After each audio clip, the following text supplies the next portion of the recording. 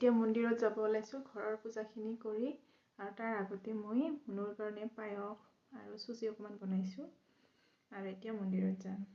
এইখিনি পায়স বনাইছোঁ ভগৱানৰ দিলোঁ ঘৰৰ। যিহেতু কেক বনাব নাজানো চুজিৰে এনেকৈ বনাইছোঁ। প্ৰসাদৰ যোগাৰ। এতিয়া যাওঁ মন্দিৰত। পূজা দিয়া হ'ল মন্দিৰত। এতিয়া মুনুই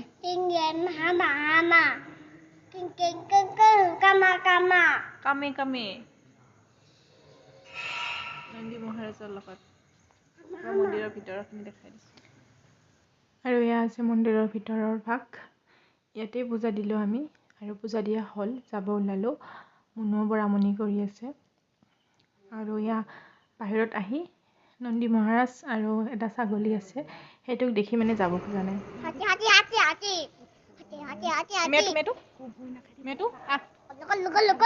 গ'ল গ'ল মানুহৰ আগত পিছত হেৰি কৰা আনো দুষ্টখিনি আমি গ'লো টাটা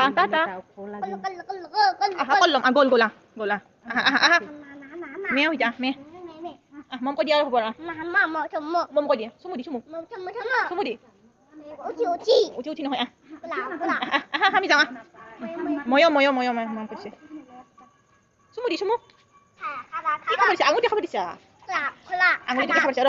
কি আচৰিত কথা ছাগলীটোক যে কিবা এটা খাব দিব লাগে মোৰ নিজৰে মনত পৰা নাছিল কিন্তু মুনুৰে মনত পৰিলে।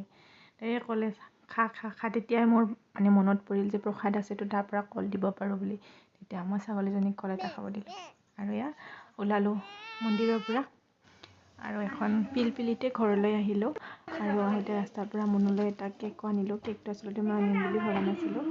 আইতাহঁতে ল'ল কেক কাটিম বুলি ভবা নাছিলোঁ। ঘৰ আহি পালোঁ একো খোৱাই নাছিল আজি গোটেই দিনটো কেইটামান প্ৰসাদে খালোঁ। এতিয়া কেকটো কাটোঁ আৰু কেক এটা লৈ আহিলোঁ আহোঁতে অকণমান পিছত দেখাই আছোঁ।